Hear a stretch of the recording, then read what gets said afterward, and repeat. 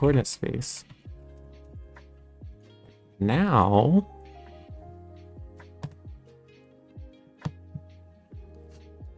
okay, so it went in the wrong order, which I guess I wasn't expecting. I expected it to shrink.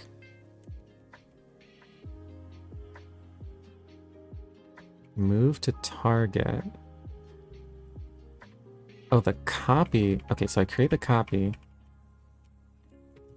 This is the one I want to transform. Coordinate space is coordinate space copy. Okay, now I don't need the runtime of 5. Also, I should probably say... I think I want to do that. Okay, that's perfect. That was exactly what I wanted. Right there. Because now I can see the projection matrix is applied, and it takes the original scene, which has the whatever dimensions, and it transforms it to a 1x1 view.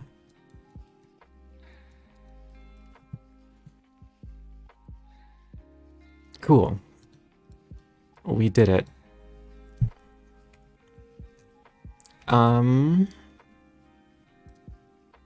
Okay, so that's great. I wonder...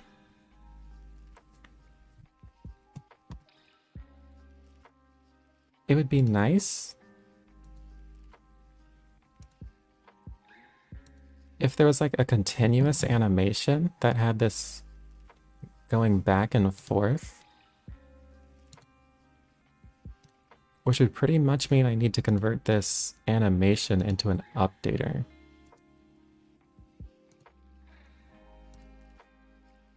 And how can I do that? I think there's actually something called animation to updater. But I'm sure it's super complicated and won't work. I would actually be highly surprised if such a function worked.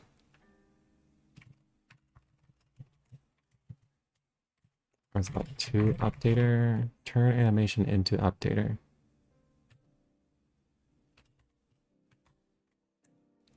Add an updater to the animation's mobject, which applies the interpolation and update functions of the animation. If cycle is true, this repeats over and over. Otherwise, the updater will be popped upon completion.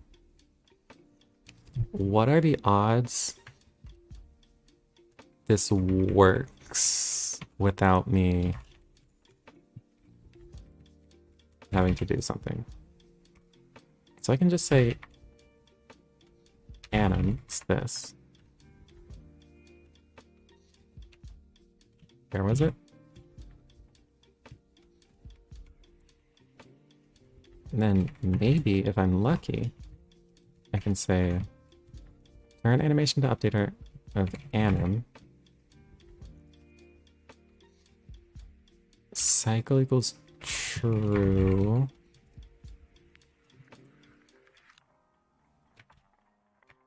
So that should add an updater to that mobject, even though it's not a mobject. Okay. So now if I just wait, I guess I'll have to add it on my own. So self.add Manim coordinate space.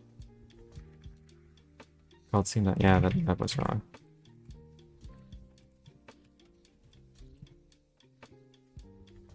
It didn't work. Wait, turn animation into update. Yeah, it didn't work. Dang.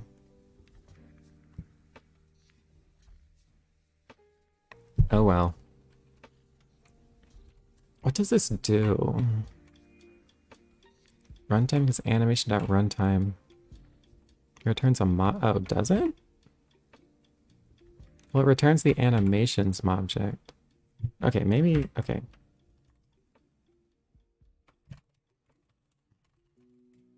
I'll just say updated.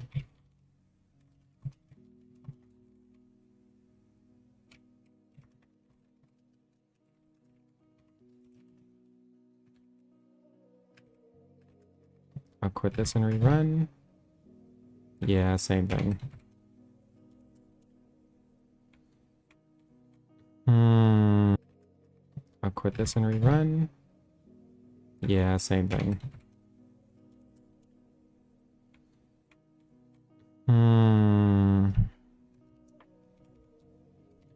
Maybe if I remove cycle. Okay, that didn't work either.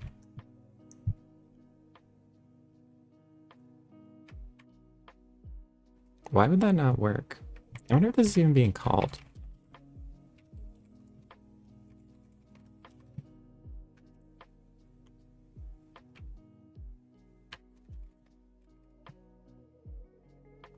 It was called once.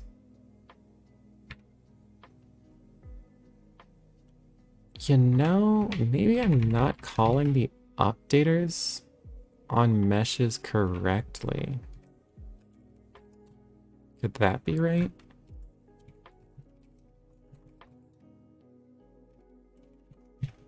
Here's where meshes are rendered.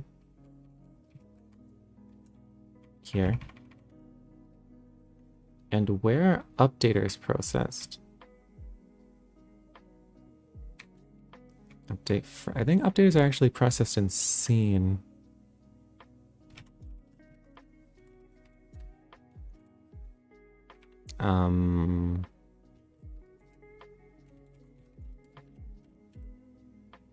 Update mobjects from object and self.mobjects. I do have update meshes here. And I think... Okay, so here I call update mobjects and not update meshes, so that might be a problem. Here, I call them both. Update mobjects and update meshes.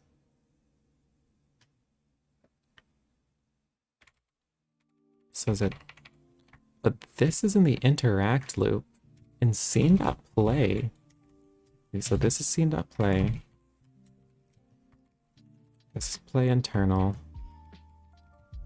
This is update to time. Within the for loop, this is when an animation is playing. It calls update to time. Update to time is this. And here it should be calling update meshes. Is it?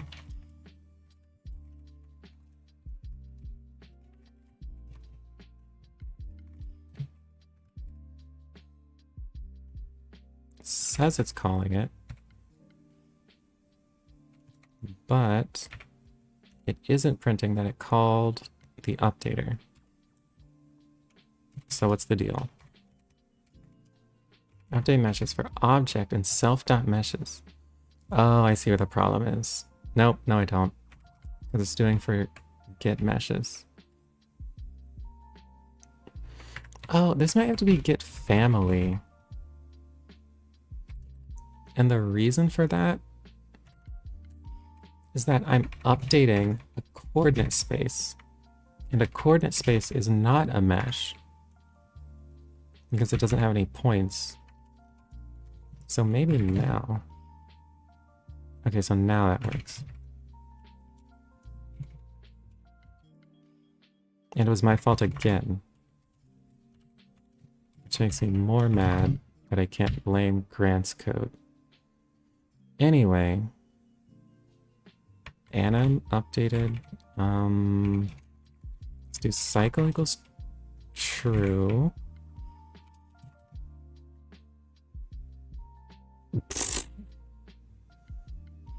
Wait.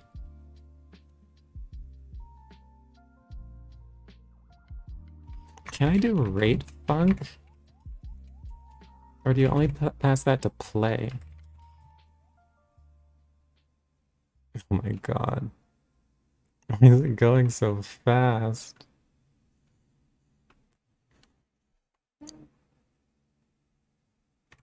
Okay, let's do there and back with pause. Oh my god. What if you need a complete period of it returning to the start? I'm not sure what you mean by that. You need a complete period of it returning to the start. Yeah, I think I'll need more information. Okay, so here's the game plan. First of all, I never call self-doubt wait. So now that it's always going too fast... Wait. Doubt wait. So now that it's always going too fast... Wait.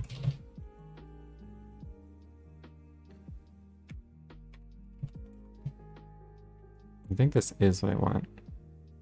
So now I need to find a way to slow it down. The end might need to smoothly return to the start for it to be able to loop. Yeah. So this rate function there and back, this causes it to go from the start to the end back to the start. So if I were to self-doubt wait for longer... Okay, what'd I do? Well, just nothing happened.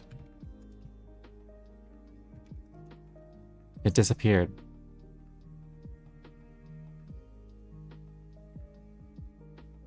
Why did that happen?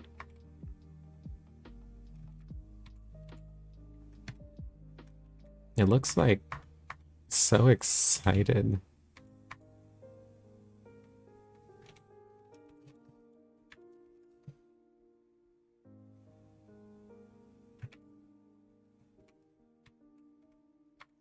So I do rate func equals there and back here. And I wait longer. Yeah, so this is basically... I want to see something like this. Just actually probably a little bit slower. And I want it to go continually. I think what would help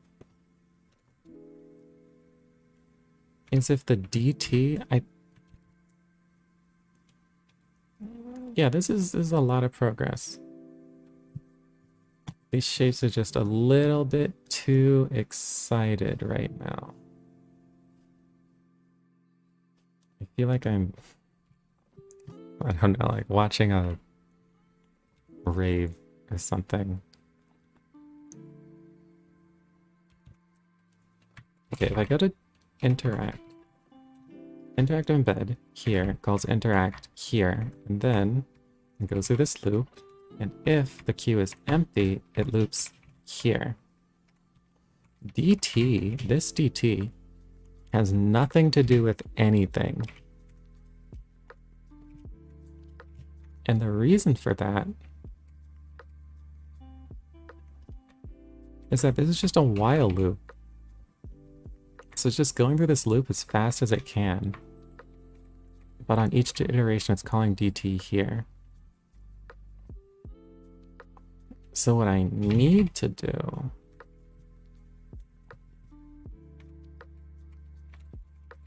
Can I just import time and track the time that way?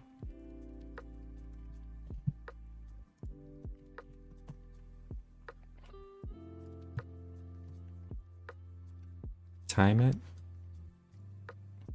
Just want to measure the elapsed wall clock time. I use a second, so that's not that great. No, I think that is actually what I want. Perf counter or process time. It used to be recommended to use time.clock.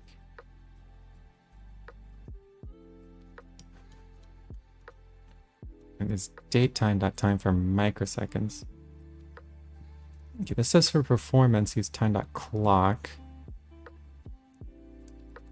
Okay, I'm gonna use time.time. Wait, there's time delta. Yeah, I'm gonna use time.time. So... it's like time.time since when?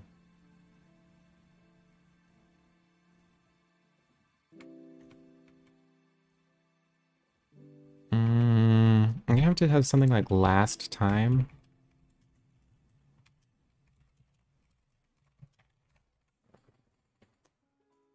And then dt, I'm going to do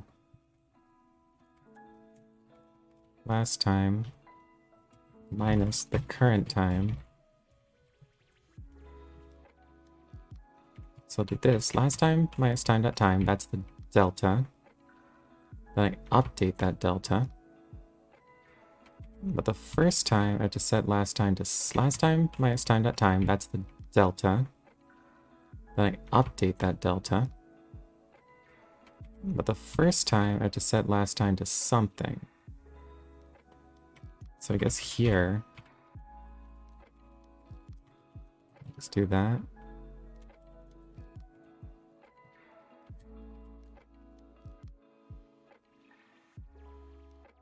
Okay, this is the animation.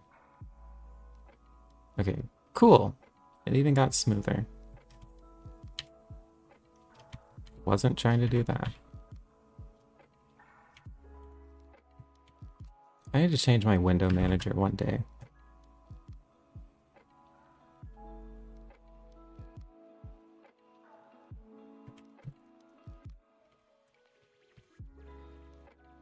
Okay. So now I don't need to wait. Okay, so this basically does what I want. I wonder if I can update it myself. It's just calling def update, I guess. But I feel like even this is too fast. Like I want more control over the rate function. Maybe I did run time equals like 4 or something.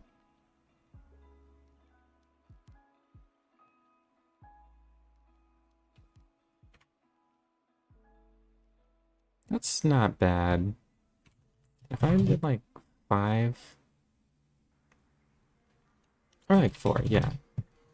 Okay, so this is a pretty good example of showing what the projection matrix does.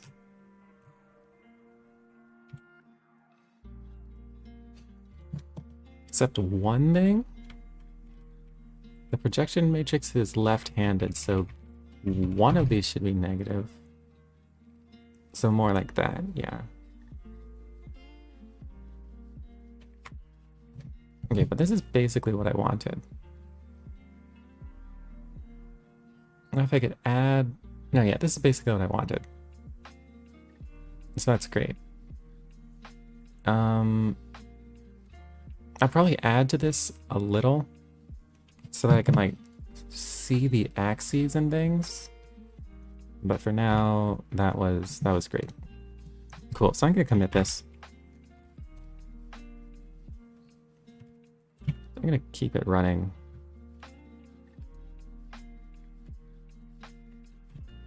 While I do.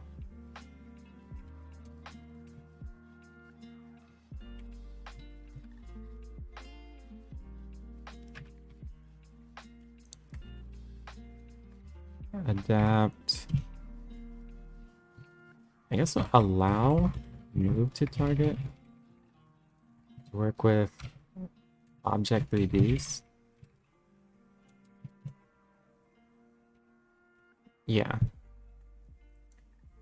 Cool. Then eventually what I want to do is have like projection matrix or something up at the top here. And then show this happening. I wonder if that's even hard to do. If I just label. I just put in okay, projection matrix. And I have no idea where this will appear. Broke something. Oh, this error. Space Ops 56. This error is really not my code. I promise. Try that again.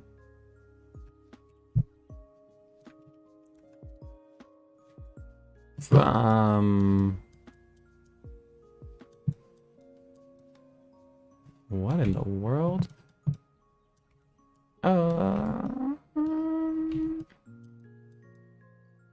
That's rotating in a really weird way. I guess it's facing the camera by default. So, wait. Yeah, that's just super broken. The lore here. Oh, wait. Yeah, that's just super broken. The lore here is that all of the 3D objects that Grant wrote don't use model or projection or view matrices. He basically did all the math by hand. The objects I wrote are using those matrices. So anytime I make a transformation with the view matrix, which encodes data about the camera, I try to just make the equivalent change to Grant's objects. And it doesn't always work out. Label. I guess this isn't so bad, like as far as it could go.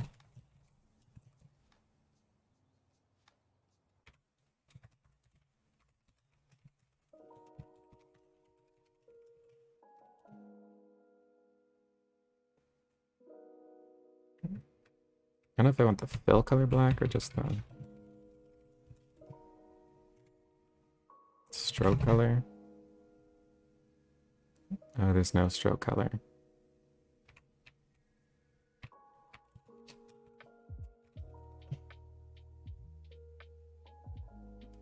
That's kind of fine.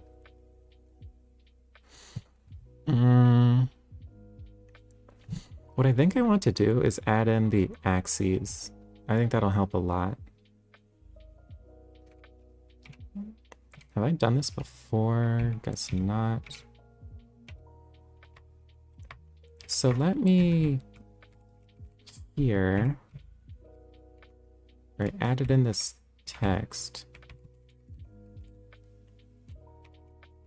I'm trying to add in a cylinder geometry.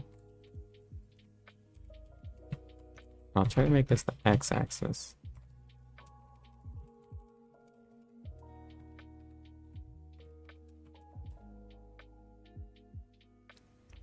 Perfect.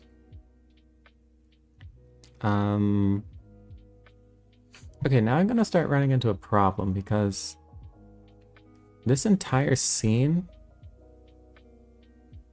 Okay, I'm just gonna rotate this so that it lines up with the x-axis right now. So I'm gonna rotate this around the z-axis.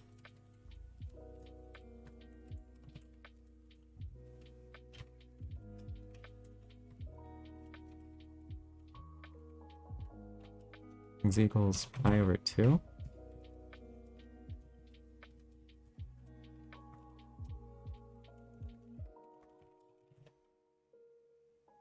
Okay. Let's get that radius down.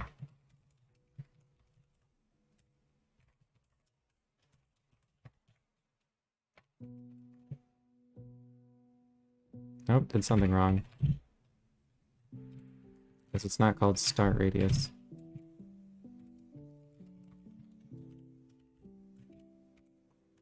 I did this before in tutorial utils.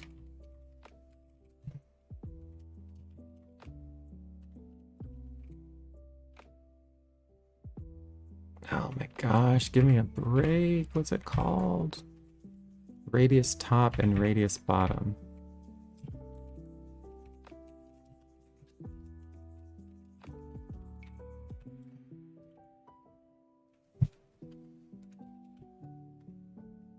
Now I don't know what happened. That was weird.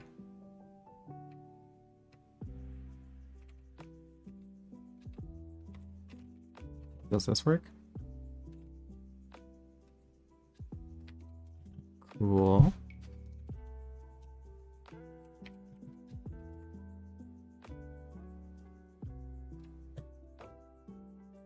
Okay, that worked.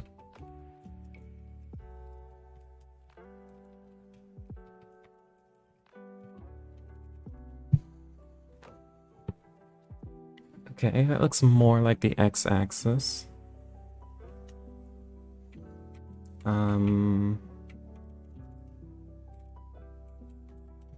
Then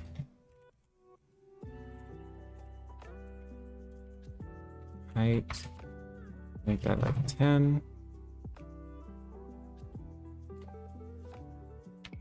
Bring down the radius. Really, I'm gonna want to make this a different color.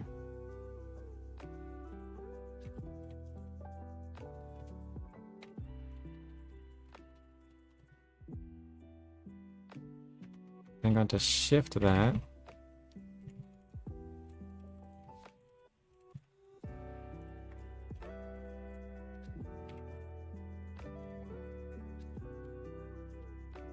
In the X direction by half of its height.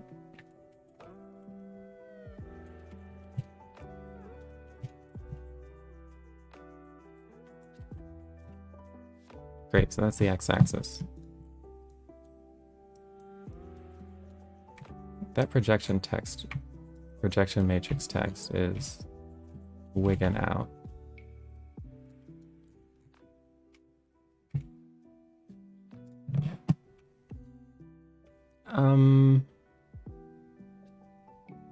Yeah, I think that's fine. Translation. Oh, wait. Why is it multiplying by the model matrix twice? That was kind of weird.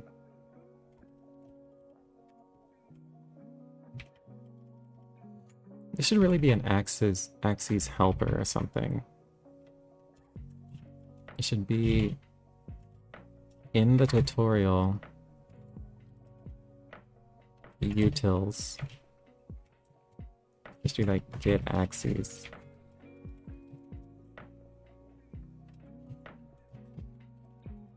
And this should return those. Okay, but I'm not going to do that now. Because it's been 2.5 hours.